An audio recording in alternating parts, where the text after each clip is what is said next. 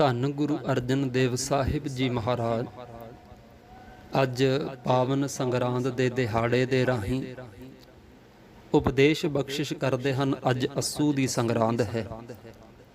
ਮਹਾਰਾਜ ਬਚਨ ਕਰਦੇ ਹਨ, ਅਸੁਨ ਪ੍ਰੇਮ ਉਮਾਹੜਾ ਕਿਉਂ ਮਿਲੀਐ ਹਰ ਜਾਏ।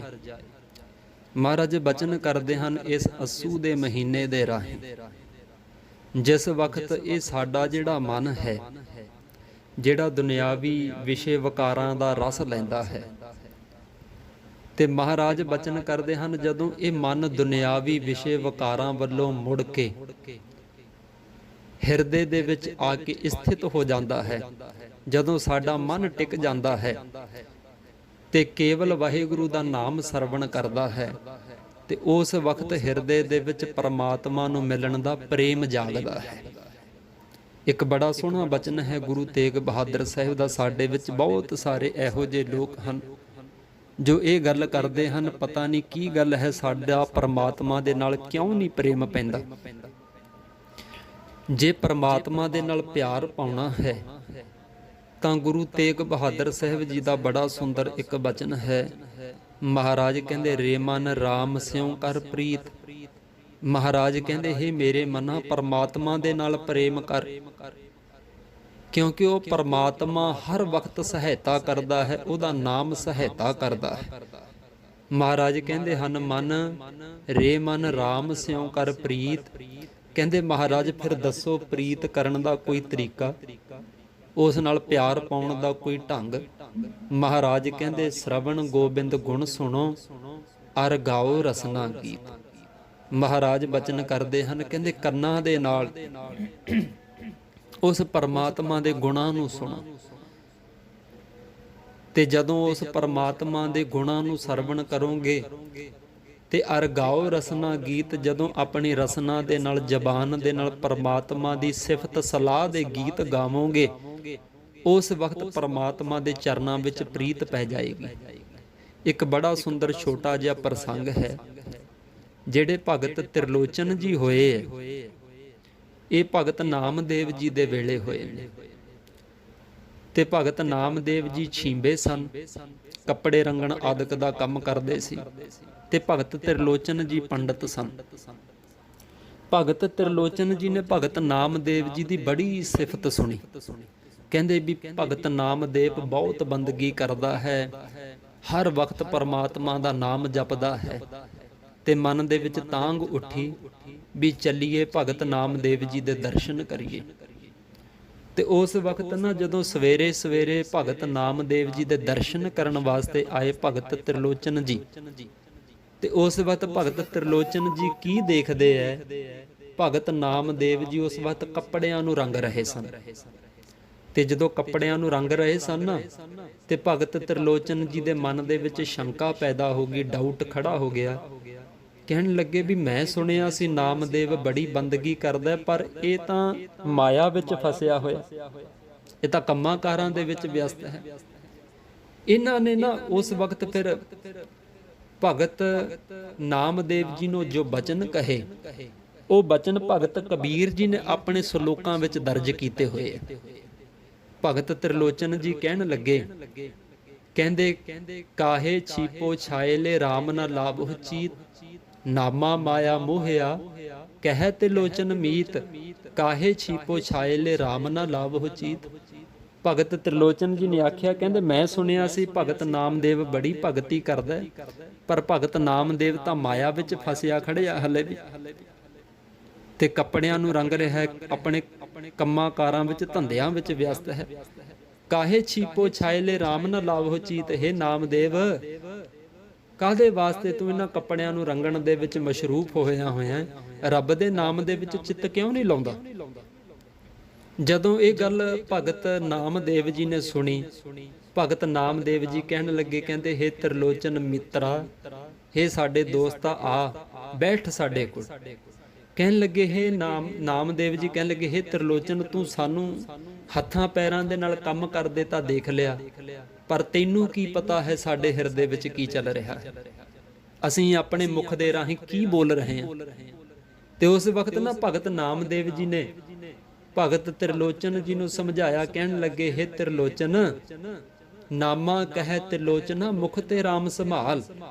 ਨਾਮਦੇਵ ਜੀ ਕਹਿਣ ਲੱਗੇ, ਕਹਿੰਦੇ, ਹੇ ਤ੍ਰਿਲੋਚਨ, ਹੇ ਸਾਡੇ ਮਿੱਤਰ, ਆਪਣੇ ਮੁਖ ਦੇ ਨਾਲ ਪਰਮਾਤਮਾ ਦਾ ਭਜਨ ਕਰੋ। ਹਾਥ ਪਾਵ ਕਰ ਕਾਮ ਸਭ ਚੀਤ ਨਰੰਜਨ ਨਾਲ। ਇਹਨਾਂ ਹੱਥਾਂ ਪੈਰਾਂ ਦੇ ਨਾਲ ਬੇਸ਼ੱਕ ਕੰਮ ਕਰੋ, ਪਰ ਆਪਣੇ ਮੁਖ ਤੋਂ ਪਰਮਾਤਮਾ ਦਾ ਨਾਮ ਜਪੋ ਤੇ ਆਪਣੇ ਹਿਰਦੇ ਦੇ ਵਿੱਚ ਪਰਮਾਤਮਾ ਦਾ ਨਾਮ ਯਾਦ ਰੱਖੋ। ਤੇ ਜਦੋਂ ਆਪਾਂ ਹਿਰਦੇ ਦੇ ਵਿੱਚ ਪਰਮਾਤਮਾ ਦਾ ਨਾਮ ਜਪਦੇ ਹਾਂ, ਜਦੋਂ ਹਿਰਦੇ ਵਿੱਚ ਪਰਮਾਤਮਾ ਦਾ ਨਾਮ ਸੰਭਾਲਦੇ ਹਾਂ, ਉਸ ਵਕਤ ਜੇ ਬੰਦਾ ਕੰਮਾਂ ਕਾਰਾਂ ਦੇ ਵਿੱਚ ਵੀ ਪਰਚਿਆ ਹੋਵੇ ਨਾ, ਤਾਂ ਉਹਦਾ ਸਮਾਂ ਉਹ ਭਜਨ ਬੰਦਗੀ ਵਿੱਚ ਹੀ ਗਿਣਿਆ ਜਾਂਦਾ ਹੈ। ਤੇ ਜਿਹੜਾ ਬੰਦਾ ਗੁਟਕਾ ਸਾਹਿਬ ਲੈ ਕੇ ਬਾਣੀ ਪੜ੍ਹਦਾ ਹੋਇਆ ਵੀ, ਜਿਸ ਦਾ ਮਨ ਇੱਧਰ ਉੱਧਰ ਭਟਕਦਾ ਫਿਰਦਾ, ਉਹਦਾ ਸਮਾਂ ਉਹ ਬਾਣੀ ਪੜ੍ਹਨ ਦੇ ਵਿੱਚ ਨਹੀਂ ਗਿਣਿਆ ਜਾਂਦਾ। ਇਸੇ ਕਰਕੇ ਤਾਂ ਮਹਾਰਾਜ ਕਹਿੰਦੇ ਹਨ ਵੀ ਹਿਰਦੇ ਦੇ ਨਾਲ ਪਰਮਾਤਮਾ ਦਾ ਨਾਮ ਜਪਣਾ ਹੈ, ਹੱਥਾਂ ਪੈਰਾਂ ਦੇ ਨਾਲ ਕੰਮਕਾਰ ਕਰੋ। ਫਿਰ ਇੱਕ ਹੋਰ ਬਚਨ ਭਗਤ ਨਾਮਦੇਵ ਜੀ ਨੂੰ ਤ੍ਰਿਲੋਚਨ ਜੀ ਕਹਿਣ ਲੱਗੇ, ਕਹਿੰਦੇ ਵੀ ਅਸੀਂ ਤਾਂ ਜੇ ਬੈਠ ਕੇ ਪਰਮਾਤਮਾ ਦਾ ਭਜਨ ਕਰਦੇ ਹਾਂ, ਫੇਰ ਵੀ ਸਾਡਾ ਮਨ ਪਰਮਾਤਮਾ ਦੇ ਨਾਮ ਵਿੱਚ ਨਹੀਂ ਟਿਕਦਾ, ਤੇ ਕੰਮਾਂ ਕਾਰਾਂ ਨੂੰ ਕਰਦਿਆਂ ਹੋਇਆਂ ਕਿੱਦਾਂ ਟਿਕ ਜਾਵੇਗਾ? ਉਸ ਵਕਤ ਕਿਵੇਂ ਟਿਕਦਾ? ਫਿਰ ਉਸ ਵਕਤ ਭਗਤ ਨਾਮਦੇਵ ਜੀ ਨੇ ਇੱਕ ਸ਼ਬਦ ਉਚਾਰਨ ਕੀਤਾ, ਉਹਦੇ ਵਿੱਚੋਂ ਮੈਂ ਇੱਥੇ ਇੱਕ ਉਦਾਹਰਣ ਦਿੰਦਾ। ਭਗਤ ਨਾਮਦੇਵ ਜੀ ਨੇ ਆਖਿਆ, ਕਹਿੰਦੇ, ਕਹਿਤ ਨਾਮ ਦਿਓ ਸੁਨਹੁ ਤੇ ਲੋਚਨ, ਬਾਲਕ ਪਾਲਨ ਪੌੜੀਅਲੇ, ਅੰਤਰ ਬਾਹਰ ਕਾਜ ਬਿਰੂਦੀ, ਚੀਤ ਸੋ ਬਾਰਿਕ ਰਾਖੀਅਲੇ। ਉਸ ਵਕਤ ਨਾਮਦੇਵ ਜੀ ਕਹਿਣ ਲੱਗੇ, ਕਹਿੰਦੇ, ਹੇ ਤ੍ਰਿਲੋਚਨ, ਦੇਖ, ਜਿਹੜੀ ਇੱਕ ਮਾਂ ਹੁੰਦੀ ਹੈ, ਉਹ ਆਪਣੇ ਬੱਚੇ ਨੂੰ ਨਵਾ ਧਵਾ ਕੇ, ਉਸ ਨੂੰ ਦੁੱਧ ਪਿਆ ਕੇ ਪੰਘੂੜੇ ਦੇ ਵਿੱਚ ਉਸ ਨੂੰ ਸਵਾ ਦਿੰਦੀ ਹੈ, ਤੇ ਉਸ ਨੂੰ ਪੰਘੂੜੇ ਦੇ ਵਿੱਚ ਸਵਾ ਕੇ ਆਪ ਉਹ ਘਰ ਦੇ ਅੰਦਰ ਘਰ ਦੇ ਬਾਹਰ ਭੱਜੀ ਫਿਰਦੀ ਹੋਈ ਕੰਮਕਾਰ ਕਰਦੀ ਹੈ। ਪਰ ਇਹਦਾ ਮਤਲਬ ਇਹ ਨਹੀਂ ਕਿ ਉਸ ਦੇ ਮਨ ਦੇ ਵਿੱਚ ਉਸ ਦਾ ਬੱਚਾ ਭੁੱਲ ਜਾਂਦਾ। ਉਹ ਬੇਸ਼ੱਕ ਘਰ ਦੇ ਅੰਦਰ ਤੇ ਘਰ ਦੇ ਬਾਹਰ ਦੌੜੀ ਦੌੜੀ ਭੱਜੀ ਹੋਈ ਕੰਮਕਾਰ ਕਰਦੀ ਹੈ, ਪਰ ਧਿਆਨ ਉਹਦਾ ਆਪਣੇ ਬੱਚੇ ਵਿੱਚ ਹੁੰਦਾ ਵੀ ਮੇਰਾ ਬੱਚਾ ਕਿਤੇ ਉੱਠ ਨਾ ਜਾਵੇ, ਕਿਤੇ ਮੇਰੇ ਬੱਚੇ ਨੂੰ ਭੁੱਖ ਨਾ ਲੱਗ ਜਾਵੇ।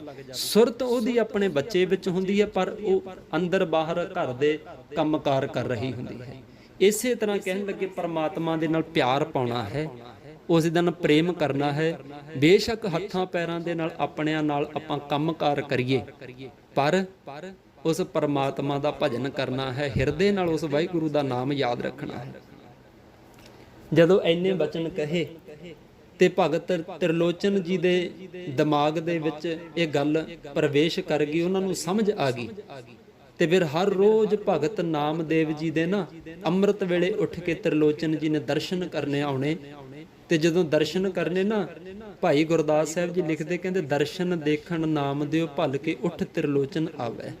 ਹਰ ਰੋਜ਼ ਤ੍ਰਿਲੋਚਨ ਜੀ ਨੇ ਨਾਮਦੇਵ ਜੀ ਦੇ ਦਰਸ਼ਨ ਕਰਨ ਆਉਣੇ, ਤੇ ਫਿਰ ਭਗਤ ਕਰਨ ਮਿਲ ਦੋਏ ਜਾਣੇ, ਦੋਵਾਂ ਨੇ ਬੈਠਣਾ ਤੇ ਬੈਠ ਕੇ ਪਰਮਾਤਮਾ ਦੀ ਭਗਤੀ ਕਰਨੀ। ਨਾਮ ਦਿਓ ਹਰ ਚਲਤ ਸੁਣਾਵੇ, ਤੇ ਭਗਤ ਨਾਮਦੇਵ ਜੀ ਨੇ ਪਰਮਾਤਮਾ ਦੀਆਂ ਕਥਾ ਕਹਾਣੀਆਂ ਸੁਣਾਉਣੀਆਂ। ਤੇ ਜਦੋਂ ਪਰਮਾਤਮਾ ਦੀਆਂ ਕਥਾ ਕਹਾਣੀਆਂ ਸੁਣਾਉਣੀਆਂ, ਇੱਕ ਦਿਨ ਸੁਣ ਸੁਣ ਕੇ ਮਹਾਰਾਜ ਦਾ ਜਸ, ਉਸ ਦੀ ਵਡਿਆਈ, ਭਗਤ ਨਾਮਦੇਵ ਜੀ ਦੇ ਮਨ ਦੇ ਵਿੱਚ ਪ੍ਰੇਮ ਨੇ ਉਛਾਲਾ ਮਾਰਿਆ।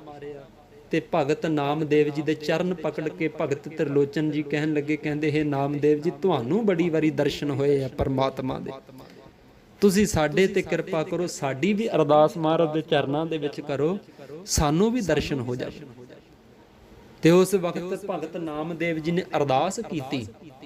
ਤੇ ਜਦੋਂ ਅਰਦਾਸ ਕੀਤੀ, ਦੇਖ ਲਓ, 12 ਸਾਲ ਭਗਤ ਤ੍ਰਿਲੋਚਨ ਜੀ ਦੇ ਘਰ ਦੇ ਵਿੱਚ ਨੌਕਰ ਦਾ ਰੂਪ ਧਾਰਨ ਕਰਕੇ ਉਹ ਅਕਾਲ ਪੁਰਖ ਵਾਹਿਗੁਰੂ ਭਗਤ ਤ੍ਰਿਲੋਚਨ ਦੀ ਤੇ ਉਹਦੇ ਘਰ ਦੇ ਵਿੱਚ ਆਉਣ ਵਾਲੀਆਂ ਸੰਗਤਾਂ ਦੀ ਸੇਵਾ ਕਰਦੇ ਰਹੇ। ਇੰਨਾ ਲੰਬਾ ਸਮਾਂ ਦੇਖ ਲਓ ਭਗਤ ਤ੍ਰਿਲੋਚਨ ਜੀ ਦੇ ਘਰ ਦੇ ਵਿੱਚ ਰਹੇ। ਕਦੇ ਸਮਾਂ ਹੋਇਆ, ਇਹ ਵੀ ਸਾਖੀ ਆਪ ਸੰਗਤਾਂ ਨੂੰ ਸੁਣਾਵਾਂਗੇ ਵੀ ਭਗਤ ਨਾਮ ਤ੍ਰਿਲੋਚਨ ਜੀ ਦੇ ਘਰੋਂ ਫਿਰ ਚਲੇ ਕਿਉਂ ਗਏ ਸਨ ਮਹਾਰਾਜ। ਤੇ ਇਸ ਪ੍ਰਕਾਰ ਮਹਾਰਾਜ ਕਹਿੰਦੇ, ਜਦੋਂ ਅਸੀਂ ਉਸ ਪਰਮਾਤਮਾ ਦੇ ਜਸ ਨੂੰ ਸੁਣਦੇ ਹਾਂ, ਸਰਵਣ ਗੋਬਿੰਦ ਗੁਣ ਸੁਣੋ ਅਰ ਗਾਓ ਰਸਨਾ ਗੀਤ, ਜਦੋਂ ਅਸੀਂ ਕੰਨਾਂ ਦੇ ਨਾਲ ਮਹਾਰਾਜ ਦੇ ਗੁਣ ਸੁਣਦੇ ਹਾਂ, ਆਪਣੀ ਰਸਨਾ ਦੇ ਨਾਲ, ਜ਼ਬਾਨ ਦੇ ਨਾਲ ਪਰਮਾਤਮਾ ਦੇ ਗੁਣਾਂ ਨੂੰ ਗਾਉਂਦੇ ਹਾਂ, ਤੇ ਅੰਦਰ ਉਸ ਨੂੰ ਮਿਲਣ ਦਾ ਪ੍ਰੇਮ ਜਾਗਦਾ ਹੈ। ਫਿਰ ਮਹਾਰਾਜ ਕਹਿੰਦੇ ਅਸੁਨ ਪ੍ਰੇਮ ਉਮਾਹੜਾ ਕਿਉਂ ਮਿਲੀਏ ਹਰ ਜਾਏ। ਕਹਿੰਦੇ ਕਿਸ ਪ੍ਰਕਾਰ ਉਸ ਪਰਮਾਤਮਾ ਨੂੰ ਜਾ ਕਰਕੇ ਮਿਲੀਏ। ਮਨ ਤਨ ਪਿਆਸ ਦਰਸ਼ਨ ਘਣੀ, ਕਿਉਂਕਿ ਸਾਡੇ ਮਨ ਦੇ ਵਿੱਚ ਬੜੀ ਪਿਆਸ ਹੈ। ਸਾਡੇ ਮਨ ਤੇ ਤਨ ਦੇ ਵਿੱਚ ਬਹੁਤ ਜ਼ਿਆਦਾ ਉਸ ਦੇ ਦਰਸ਼ਨਾਂ ਦੀ ਪਿਆਸ ਲੱਗੀ ਹੋਈ ਹੈ। ਕੋਈ ਆਣ ਮਿਲਾਵੇ ਮਾਏ, ਕੋਈ ਰੱਬ ਦਾ ਪਿਆਰਾ ਹੋਵੇ ਜਿਹੜਾ ਸਾਨੂੰ ਪਰਮਾਤਮਾ ਨੂੰ ਲਿਆ ਕੇ ਮਿਲਾ ਦੇਵੇ, ਉਸ ਨੂੰ ਲਿਆਣ ਕੇ ਮਿਲਾ ਦੇਵੇ। ਸੰਤ ਸਹਾਈ ਪ੍ਰੇਮ ਕੇ ਹਉ ਤਿਨ ਕਹਿ ਲਾਗਾ ਪਾਏ। ਤੇ ਮਹਾਰਾਜ ਕਹਿੰਦੇ ਭਾਈ ਜੇ ਮਿਲਣਾ ਹੈ ਤੇ ਕਿਸੇ ਸੰਤ ਦੇ ਚਰਨ ਪਕੜ ਲਓ। ਜਦੋਂ ਆਪਾਂ ਸੰਤਾਂ ਦੀ ਸੰਗਤ ਕਰਦੇ ਹਾਂ ਨਾ, ਇੱਕ ਬੜਾ ਸੋਹਣਾ ਗੁਰੂ ਅਰਜਨ ਸਾਹਿਬ ਦਾ ਬਚਨ ਹੈ, ਕਹਿੰਦੇ ਸੰਤ ਸੰਗ ਅੰਤਰ ਪ੍ਰਭ ਡੀਠਾ, ਨਾਮ ਪ੍ਰਭੂ ਕਾ ਲਾਗਾ ਮੀਠਾ। ਕਹਿੰਦੇ ਜਦੋਂ ਸੰਤ ਦੀ ਸੰਗਤ ਕਰਦੇ ਆ ਤੇ ਅੰਦਰੋਂ ਹੀ ਪਰਮਾਤਮਾ ਦੇ ਦਰਸ਼ਨ ਹੋਣੇ ਸ਼ੁਰੂ ਹੋ ਜਾਂਦੇ। ਇਸ ਕਰਕੇ ਕੋਈ ਵੀ ਨਾਮ ਜਪਣ ਵਾਲੀ ਰੂਹ ਹੈ, ਪਰਮਾਤਮਾ ਦੀ ਬੰਦਗੀ ਕਰਨ ਵਾਲੀ ਹੈ, ਉਹਦਾ ਜ਼ਰੂਰ ਸੰਗ ਕਰਨਾ ਚਾਹੀਦਾ ਹੈ, ਜ਼ਰੂਰ ਉਹਦੇ ਨਾਲ ਪ੍ਰੇਮ ਦੇ ਨਾਲ ਮਿਲਣਾ ਚਾਹੀਦਾ ਹੈ, ਉਹਦੀ ਸੇਵਾ ਕਰਨੀ ਚਾਹੀਦੀ ਹੈ ਤਨ ਮਨ ਧਨ ਦੇ ਨਾਲ। ਤੇ ਜਦੋਂ ਅਸੀਂ ਉਹਨਾਂ ਦੀ ਸੇਵਾ ਕਰਦੇ ਹਾਂ ਤੇ ਉਹ ਸਾਨੂੰ ਰੱਬ ਨਾਲ ਮਿਲਾ ਦਿੰਦੇ ਆ। ਕਹਿੰਦੇ ਸੰਤ ਸਹਾਈ ਪ੍ਰੇਮ ਕੇ, ਉਸ ਪਰਮਾਤਮਾ ਦੇ ਚਰਨਾਂ ਦੇ ਵਿੱਚ ਪ੍ਰੇਮ ਨੂੰ ਪ੍ਰੇਮ ਲਾਉਣ ਦੇ ਵਿੱਚ ਸੰਤ ਸਹਾਇਕ ਹੁੰਦੇ ਹਨ। ਰੱਬ ਦੇ ਨਾਲ ਪ੍ਰੇਮ ਲਾ ਦਿੰਦੇ ਆ ਸੰਤ। ਹਉ ਤਿਨ ਕਹਿ ਲਾਗਾ ਪਾਏ, ਅਸੀਂ ਉਹਨਾਂ ਦੇ ਚਰਨੀ ਲੱਗਦੇ ਹਾਂ। ਵਿਣ ਪ੍ਰਭ ਕਿਉਂ ਸੁਖ ਪਾਈਐ, ਦੂਜੀ ਨਾਹੀਂ ਜਾਏ। ਕਹਿੰਦੇ ਭਾਈ ਜੇ ਸੁਖ ਚਾਹੁੰਦੇ ਹੋ ਨਾ, ਮਹਾਰਾਜ ਦੀ ਸ਼ਰਨ ਵਿੱਚ ਆ ਜਾਓ। ਪਰਮਾਤਮਾ ਤੋਂ ਬਿਨਾਂ ਸੁੱਖਾਂ ਨੂੰ ਨਹੀਂ ਪ੍ਰਾਪਤ ਕਰ ਸਕਦੇ। ਵਿਣ ਪ੍ਰਭ ਕਿਉਂ ਸੁਖ ਪਾਈਐ, ਪਰਮਾਤਮਾ ਦੇ ਨਾਲ ਜੁੜਨ ਤੋਂ ਬਿਨਾਂ ਕਿੱਦਾਂ ਸੁਖ ਮਿਲਣਗੇ, ਕਦੇ ਨਹੀਂ ਮਿਲ ਸਕਦੇ।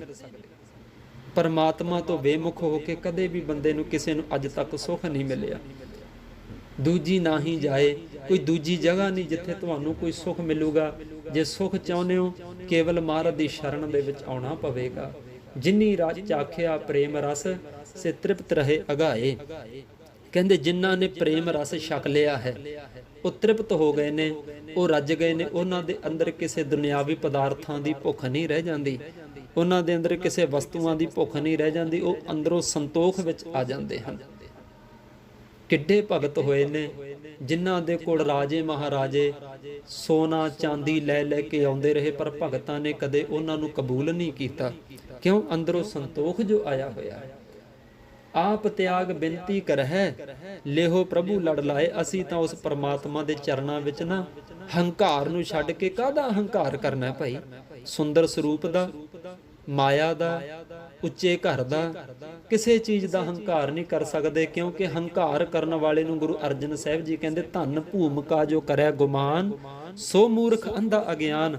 ਜਿਹੜਾ ਬੰਦਾ ਧਨ ਦਾ, ਜ਼ਮੀਨ ਜਾਇਦਾਦ ਦਾ, ਉੱਚੇ ਘਰ ਦਾ ਹੰਕਾਰ ਕਰਦਾ, ਮਾਰ ਕਹਿੰਦੇ ਉਹ ਤਾਂ ਸਿਰੇ ਦਾ ਮੂਰਖ ਹੈ, ਅਗਿਆਨੀ ਹੈ। ਮਹਾਰਾਜ ਕਹਿੰਦੇ ਭਾਈ ਧਨ ਭੂਮਿਕਾ ਜੋ ਕਰੇ ਅਭਿਮਾਨ, ਸੋ ਮੂਰਖ ਅੰਧਾ ਅਗਿਆਨ। ਆਪ ਤਿਆਗ ਬਿਨਤੀ ਕਰਹਿ, ਲੇਹੋ ਪ੍ਰਭੂ ਲੜ ਲਾਏ। ਅਸੀਂ ਆਪਾ ਭਾਵ ਤਿਆਗ ਕੇ, ਹੰਕਾਰ ਨੂੰ ਛੱਡ ਕੇ, ਇਹ ਮਹਾਰਾਜ ਆਪ ਜੀ ਦੇ ਚਰਨਾਂ ਵਿੱਚ ਬੇਨਤੀ ਕਰਦੇ ਹਾਂ, ਸਾਨੂੰ ਆਪਣੇ ਲੜ ਲਾ ਲਓ ਮਹਾਰਾਜ। ਕਿਰਪਾ ਕਰੋ ਸਤਿਗੁਰੂ ਸੱਚੇ ਪਾਤਸ਼ਾਹ। ਜੋ ਹਰ ਕੰਤ ਮਿਲਾਈਆ ਸੇ ਵਿਛੜ ਕਤਹਿ ਨਾ ਜਾਏ। ਫਿਰ ਜਦੋਂ ਬੇਨਤੀਆਂ ਕਰਦਾ ਨਾ ਕੋਈ ਮਹਾਰਾਜ ਦੇ ਚਰਨਾਂ ਦੇ ਵਿੱਚ, ਗਿੜ ਗਿੜਾਉਂਦਾ ਹੈ, ਮਹਾਰਾਜ ਦੇ ਚਰਨਾਂ ਵਿੱਚ ਤਰਲਾ ਮਾਰਦਾ ਹੈ, ਤੇ ਫਿਰ ਮਹਾਰਾਜ ਉਸ ਨੂੰ, ਉਹ ਕੰਤ ਕਹਿੰਦੇ ਨੇ ਪਤੀ ਨੂੰ, ਜੋ ਹਰ ਕੰਤ ਮਿਲਾਈਆ। ਫਿਰ ਜਿਨ੍ਹਾਂ ਨੂੰ ਹਰੀ ਪਰਮਾਤਮਾ ਪਤੀ ਮਿਲਾ ਲੈਂਦਾ ਹੈ ਨਾ, ਸੇ ਵਿਛੜ ਕਤਹਿ ਨਾ ਜਾਏ, ਉਹ ਫਿਰ ਕਦੇ ਵੀ ਉਹਦੇ ਤੋਂ ਵਿਛੜ ਕੇ ਕਿਸੇ ਹੋਰ ਪਾਸੇ ਨਹੀਂ ਜਾਂਦੇ ਹਨ। ਪ੍ਰਭ ਬਿਨ ਦੂਜਾ ਕੋ ਨਹੀਂ, ਨਾਨਕ ਹਰਿ ਸਰਣ ਆਏ।